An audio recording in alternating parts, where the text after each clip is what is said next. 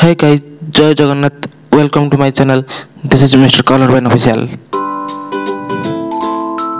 बढ़ते हैं वीडियो की तरफ. Let's go.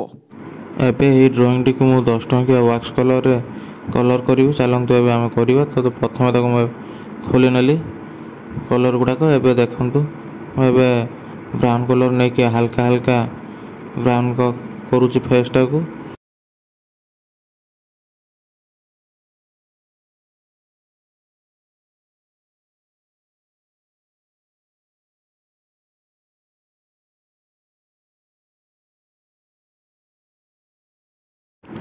ଏବେ ମୁଁ ସମ୍ପୂର୍ଣ୍ଣ ମାତ୍ରାରେ ହାଲକା ହାଲକା କରିକି ବ୍ରାଉନ୍ କଲର୍ କରି ନେଉଛି ଏବଂ ଆବଶ୍ୟକ ସ୍ଥଳେ ଏହାକୁ ଟିକେ ପ୍ରେସର୍ ଦେଇକି ଗାର୍ଡ଼ କରି ନେଉଛି.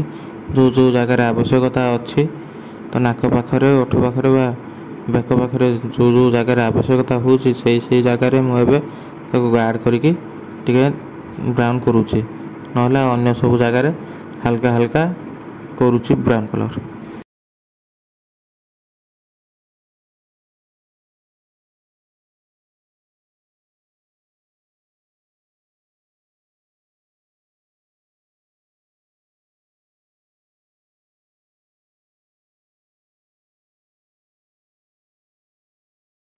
ଏବେ ମୁଁ ବେକ ଅଂଶଟିକୁ ଟିକେ ଅଧିକ ଗାର୍ଡ଼ କରି ନେଇକି କରୁଛି, କାହିଁକିନା ବେକ ଅଂଶଟା ଟିକେ ଅଧିକା ଛାଇ ଥାଏ, ତେଣୁ ସେଥିପାଇଁ ତାକୁ ଟିକେ ଅଧିକା ଗାର୍ଡ଼ କରିକି କରି ନେଇଥିଲି. ଏବେ ମୁଁ ହାଲକା କରି ଗାର୍ଡ଼ କରି ନେଉଛି ନାକ ପାଖଟିକୁ, କାହିଁକିନା ନାକ ଅଂଶଟି ଟିକେ ଡିଟେଲିଂ ହେବ, ତ ସେଥିପାଇଁ ତାକୁ ହାଲକା ହାଲକା କରିକି ଟିକେ ଟିକେ ଗାର୍ଡ଼ କରିନେଲି. ତ ଯେଉଁଠି ଡିଟେଲିଂଟା ଟିକେ କରିବା ପାଇଁ ଫ୍ରି ହେବ.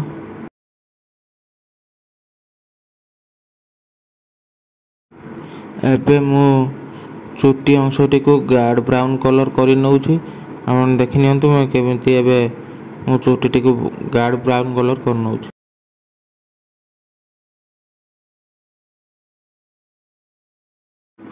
ଦେଖନ୍ତୁ ଏବେ ମୁଁ ସମ୍ପୂର୍ଣ୍ଣ ଚୁଟିଟିକୁ ବା ଚୁଟି ଅଂଶଟିକୁ ସମ୍ପୂର୍ଣ୍ଣ ମାତ୍ରାରେ ଗାର୍ଡ଼ ବ୍ରାଉନ୍ କଲର୍ କରିନେଲି. ଏବେ ଟିକେ ଅଧିକ ଡିଟେଲିଂ କରିବା ପାଇଁ ନାକ ପାଖ, ଆଖି ପାଖ ଗୁଡ଼ାକ ମୁଁ ଏବେ ଅଧିକା ଟିକେ ଟିକେ ଗାର୍ଡ଼ ବ୍ରାଉନ୍ କରିନେଲି.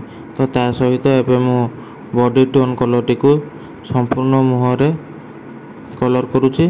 ତ ଯେଉଁଠି ବଡି ଟୋନ୍ କଲର୍ଟା ଟିକେ ଫ୍ରି ହେଇକି ଆରାମସେ ଆପଣଙ୍କୁ ଡିଟେଲିଂଟା ଦେଖାଯିବ. ଏବେ ଦେଖନ୍ତୁ ମୁଁ ଅରେଞ୍ଜ କଲର୍ଟିକୁ ତା ଉପରେ ଆଉ ଟିକେ ଅଧିକ ଡିଟେଲିଂ କରିବା ପାଇଁ ତାର ପାଖରେ ସବୁ ଲଗାଇ ନେଉଛି ଫେସ୍ ପାଖେ. ତ ଟିକେ ଅଧିକ ଡିଟେଲିଂ ହେବା ପାଇଁ ମୁଁ ଅରେଞ୍ଜ କଲର୍ଟିକୁ ଟିକେ ବ୍ୟବହାର କରିଛି.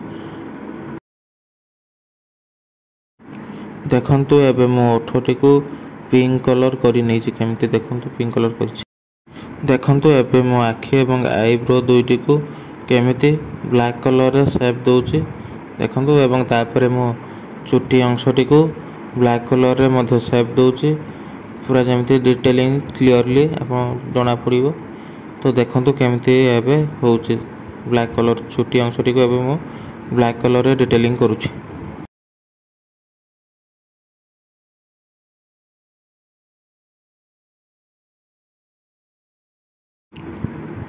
ଦେଖନ୍ତୁ ଏବେ ମୁଁ ତାଙ୍କର ଡ୍ରେସ୍ଟିକୁ କେମିତି କଲର୍ କରୁଛି ଗ୍ରୀନ୍ କଲର୍.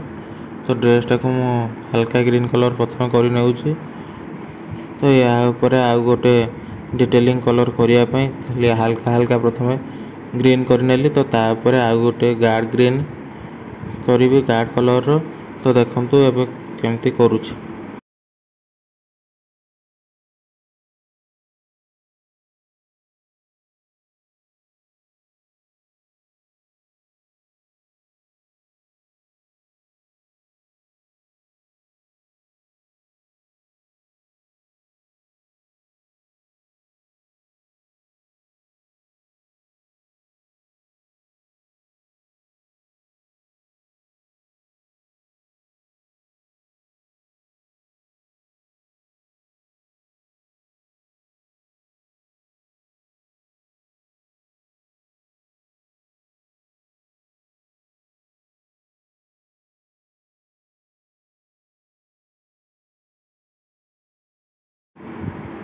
एबे देखंतु मु केमिति एबे आउ गोटे गार्ड ग्रीन कलर डिटेलिंग करूची।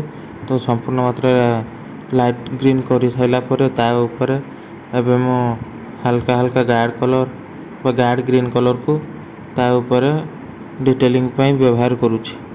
तो देखंतु एबे मु केमिति ताको डिटेलिंग करूची। डिटेलिंग कले जेमति साइड रो सब भांग गुडाक बा साइड रियल जेमति देखंतु मु केमिति साइड गुडाक प्रतिटी डिटेलिंग पॉइंट गुडाक केमिति गार्ड ग्रीन कलर रे एबे ताको करूची। जो गुडाक एबे डिटेलिंग रे आपण देखुछन्ती जेमति क्लियरली देखा जिवो।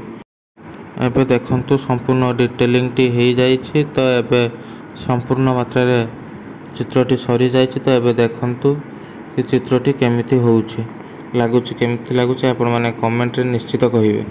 तो एई चित्रटी वायस दिलीप भाई केमिति लागिला आपण निश्चित कहिबे।